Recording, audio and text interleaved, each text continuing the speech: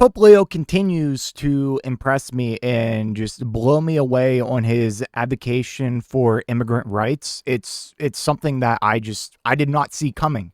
The other week we covered a story where he basically came out and he's like, "How can you claim to be pro-life when you are treating immigrants in these just completely inhumane ways?" And he is back at it again, and he's actually urging U.S. bishops to speak out against this. And it's amazing. We're going to cover that story here in a moment, but something new we're going to be doing before we get into segments is just a quick little X post of the day or week. Today, we are featuring Laura Loomer, aka Jigsaw. And this is someone who is very close to Trump. She definitely has Trump's ear on a lot of things. So that's why I pick her. I'm not here to try to pick out random conservatives who really don't have influence. I want to focus on politicians or advisors or people very close to the Trump administration. That time to time could include influencers. Anyways, from Laura Loomer. Mass deport Muslims, ban Muslims from holding office in the U.S., ban the hijab, make America great again. So that is our X post of the day. Just completely Islamophobic, just behavior coming out of a very influential person that has the ear of our president. And she can just come out here and say this stuff out loud. That blows my mind, man. Anyways, let's get to the meat and potatoes of this video. Pope Leo urges U.S. bishops to speak about Trump's immigration crackdown after being shown migrant letters. The Texas bishop on the front lines of the U.S. immigration crackdown met Wednesday with Pope Leo the 14th, bringing him a packet of letters from immigrant families terrorized by the fear that they and their loved ones will be rounded up and deported as the Trump administration's tactics grow increasingly combative. Yes, because you have immigrants being, not even just immigrants, anyone who may look like an immigrant, even if they are citizen, are just being black-bagged on the street, detained for days, weeks, months. And in many cases, these are people, in majority of cases, these are people who are not criminals, have not actually committed any crimes. A lot of them are actually people who are doing right by the immigration system and checking in with ICE, going to immigration court, and they end up getting arrested at, an immigration court or at their ICE check-in regardless. It's terrible. And then, they're sent to places that they intentionally nickname and almost brag about how cruel they are. And like Alligator Alcatraz is a very notable one, but you have other ones that they mentioned. I don't know what their current status is, but like Deportation Depot, Speedway Slammer, just a bunch of crazy stuff. All right. And we've gone in depth in the conditions of these camps. Like maggots in food, plumbing backups to the point where they have to scoop fecal matter out with their hands. Awful stuff. Obviously, like AC not working. It's just crazy. It blows my mind. Anyways, El Paso Bishop Mark Seitz also showed Leo a video detailing the plight of migrants and told the Associated Press afterward that Leo vowed to stand with them and the Catholic leaders who are trying to help them. He had a few words for us, thanking us for our commitment to the immigrant peoples and also saying that he hopes that the Bishops' Conference will speak to this issue, said Seitz, chair of the Migration Committee of the U.S. Conference of Catholic Bishops. Leo, who was born in Chicago and is also a citizen of Peru, hasn't spoken much about U.S. politics since being named a leader of the Catholic Church, but recently pointed out what he sees as contradictions in debates around abortion, the death penalty, and immigration. And I love this. In one sentence, he just completely dismantles all of the hypocrisies of Republican and conservative narratives.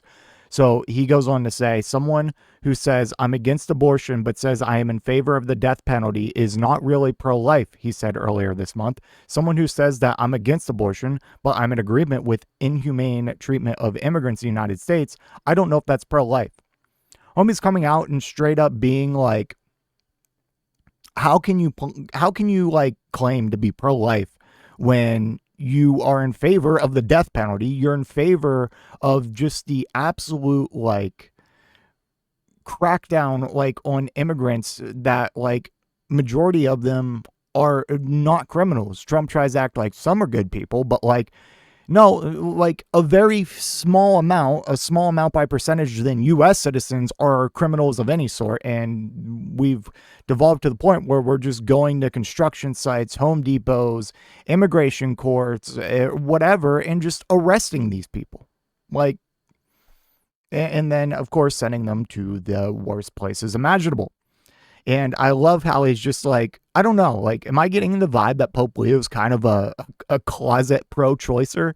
Because that would be insane for a pope and incredibly based. I don't know. I feel like because he's just like, screw this abortion thing, like screw this pro-life thing. You don't even have the basics of pro-life with how you treat people who are alive. Anyways, he's probably a closet case in terms of pro-choice, but I guess that's understandable in his position.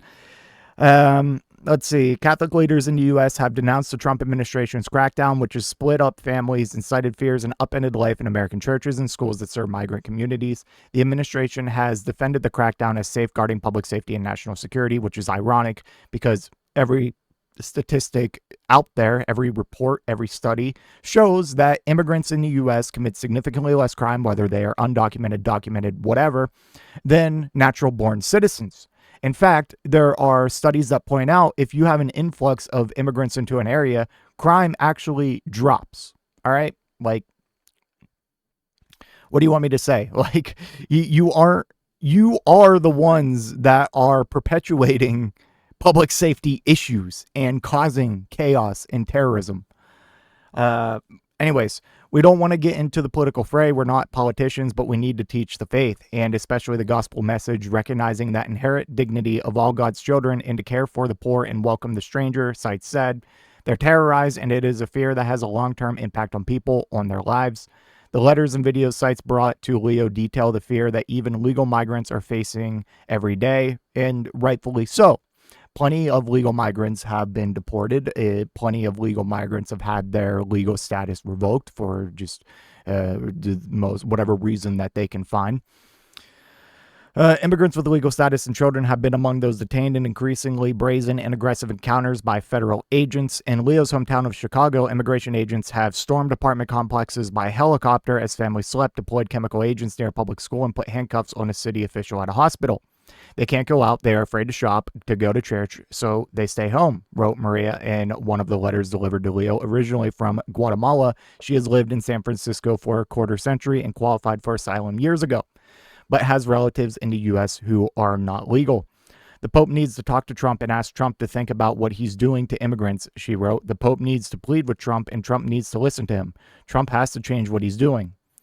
Unfortunately, I don't think there's anything that Pope Francis can, I was already reading ahead. Rest in peace, by the way. Pope Leo can say or do right now that is going to change the course of immigration, like in terms of like speaking directly to Trump. Now he can absolutely help rally more people to the cause of immigrant rights by speaking out in his very high level position as head of the Catholic Church. That could be very important. But I don't think trying to talk to Trump or plead to Trump directly is going to do anything. This is about power in the people and just getting more people on the right side of history and recognizing what we are doing and how just cruel and inhumane it is. If they were actually going after violent criminals and real criminals, no one would have an issue, but that's just not the case. For every one violent criminal they arrest at this point, there's 20,000 innocent people they've deported. So, yeah. Just before he died, Pope Francis strongly rebuked the Trump administration's plans for mass deportations, warning that the forceful removal of people purely because of their illegal status deprives them of their inherent dignity. History's first U.S. Pope has followed in Francis's line. Last weekend, Leo celebrated a special Holy Year for Mass for migrants, denouncing the coldness of indifference and the stigma of discrimination that migrants desperate to flee violence and suffering often face. Asked by reporters this week about the crackdown in Chicago, Leo declined to comment.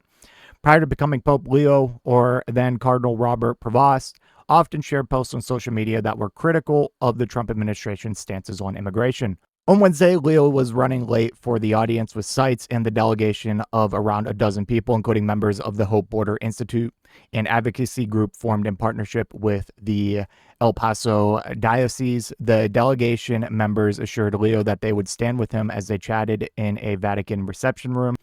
Later on in the meeting, he said, "I will stand with you," so it was a beautiful little exchange.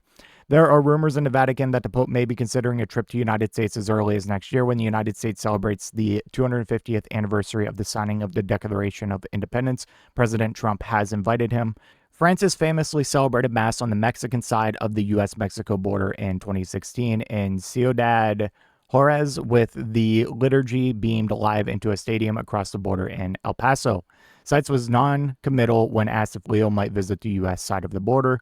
Well, he'd be welcome, he said. So yeah, shouts out to the Pope, man. Shouts out to what seems to be, and I never thought I'd be saying this, a lot of like these bishops, just the Catholic Church in general right now. Like these Christian values that Trump and conservatives like to pretend they hold are just bullshit.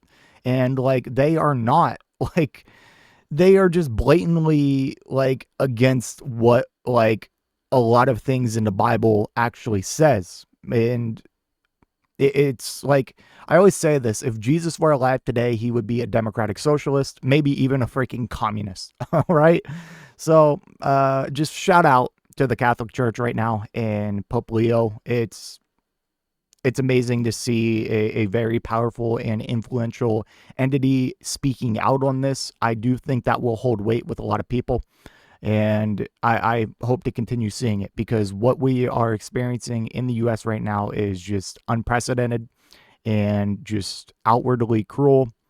And yeah, let me know what you think in the comment section down below, and I will see you in the next one. If you made it to this point in the video, I just want to give a special thank you. If you enjoyed it, please hit that like button down below. And if you really enjoyed it, maybe consider hitting that subscribe button while you're down there.